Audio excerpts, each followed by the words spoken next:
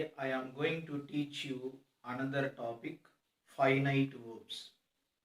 You know, at a school level and a college level and even in competitive exams also, the questions will be asked on the finite verbs and non-finite verbs. Because verb is the most important part of speech of all the parts of speech. So that is why at this stage you need to know the kinds of verbs.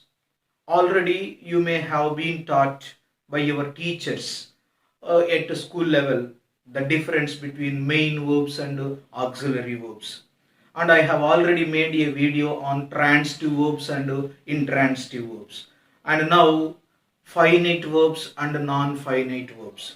By the time you complete your schooling and college education, you will have to learn all the kinds of the verbs, as it is very important part among the parts of speech. That is why in all boards, school board exams, state board exam or central board examination, or even in the university level also, there are questions on the verbs. Okay, the questioning may be different from one board to another board, but anyhow you have to learn the differences between finite verbs and non-finite verbs, transitive verbs and intransitive verbs, main verbs and auxiliary verbs, regular verbs and irregular verbs. So the family of the verb is a very big one. That is why you must learn all the kinds of the verbs. Okay, coming to the topic, finite verbs. Okay, what is a finite verb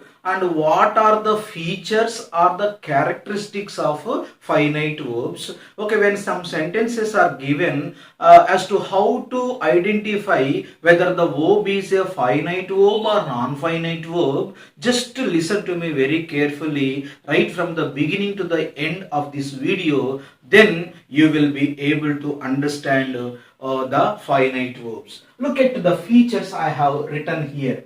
So the first feature of the finite verb is it can be changed into other tense. See that this is the basic point of finite verb. A finite verb can be changed into other tense. Okay, from one tense to another tense. That means from present tense to past tense and past tense to present tense. So this is the basic feature of finite verb. And second point is it can be always used after the subject. So this finite verb is used immediately after the subject in a sentence. So this is very easy to identify. And the next one is it is controlled by the subject, tense and number.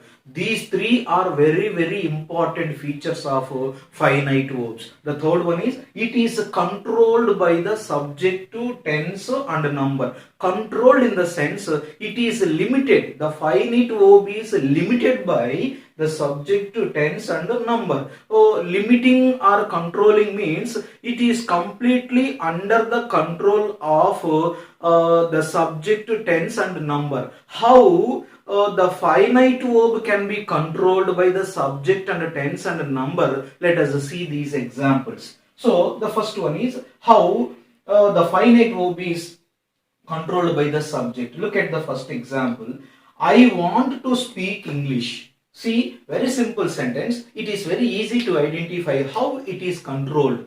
I want to speak English. Here the subject is I, first person singular, and the verb is V1, the first form of the verb or the root verb. I want here. Look at the second example. She wants to speak English. Okay, both are present, simple present tenses, but in the first example want is there, in the second example wants is there. So this verb is controlled by this subject. Because the subject is third person singular, the verb takes yes. Okay, this is a rule that we learn in tenses. So because the subject is first person singular, there is no yes or es. As if the subject is third person singular, the verb takes yes. So this verb is controlled by the subject. It is linked by the subject. Which shape or which structure the verb should have is decided by the subject. So it is controlled by the subject. So this is the example to say how finite verb is controlled by the subject. Look at here. To speak here. This is a verb, but there is no control of these subjects. Here you can use any subject here, but this speak will always be the same word speak. Speak remains the same. So there is no difference. Even if you change the subjects, you can write first person singular or plural, second person singular or plural, third person singular or plural, or you can write any name of any person, but there is no change of this verb. So it is a non-finite verb. See the difference. See, when the verb is limited or controlled by the subject, it is undoubtedly called finite verb. So the first one is cleared. And the next one. How the finite verb is controlled by the tense. Look at this tense. I sing a song daily. So this is simple present tense, because that is why we write the first form of the verb. And second example, she sang a song yesterday. So we have changed the tense. According to the tense, the verb got changed. The verb was changed. The verb's shape is changed according to the tense, because it is simple past tense. The verb sing is changed into sang. And the third example, they have sung a song just now. This is present perfect tense. So as we want to write a sentence in present perfect, so the verb has changed from the first form to third form, or second form to third form. So according to the tense of a sentence, the verb will be changed. So if it happens so, that verb is called finite verb. See, the finite verb is controlled by the subject and tense. Second one, tense. And the third one is number. Look at the number. How the finite verb is controlled by the number of the subject. You know, the number means, in English grammar we have singular number and a plural number. Singular means only one. Plural means two or more than two. See, look at the first example. I am singing a song. Here the verb is am. Because the subject is I, we write the verb am. And the next one, she is singing a song. Here the subject is she, so the verb is changed. We cannot write she am, she is. So according to the number of the subject, of course, I is the singular and she is singular. I first person singular and she is third person singular. They are singing a song.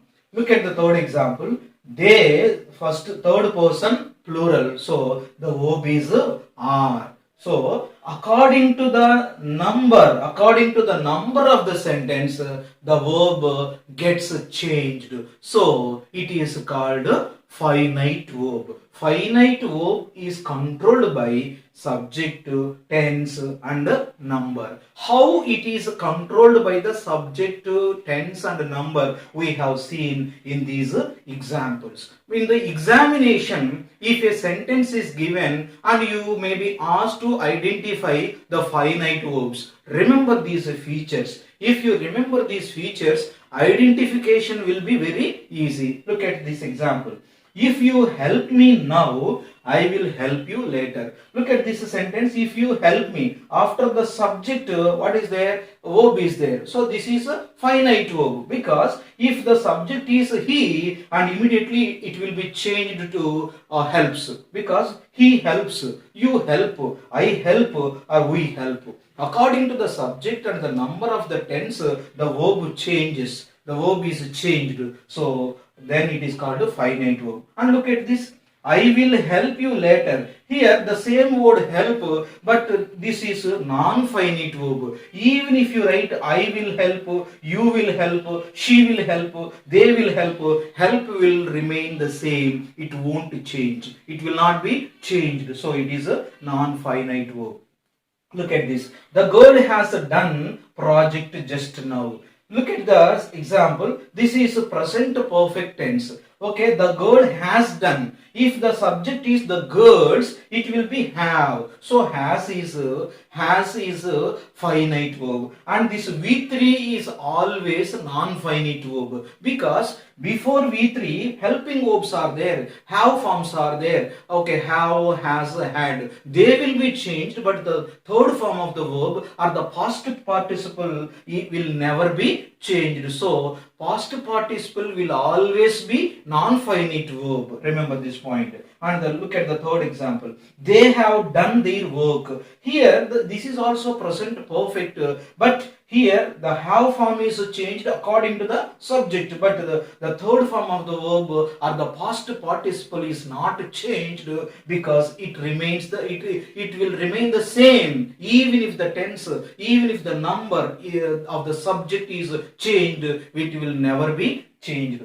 Remember, so when the sentences are given in the examination to identify the finite verbs, my dear students, remember these three features. Definitely you will be able to identify and recognize what are the finite verbs and what are non-finite verbs. Of course, after listening to non-finite verbs, then you will get 100% understanding about finite verbs and non-finite verbs. But in this video, I am focusing only on finite verbs. In the next video, I will teach you about non-finite verbs.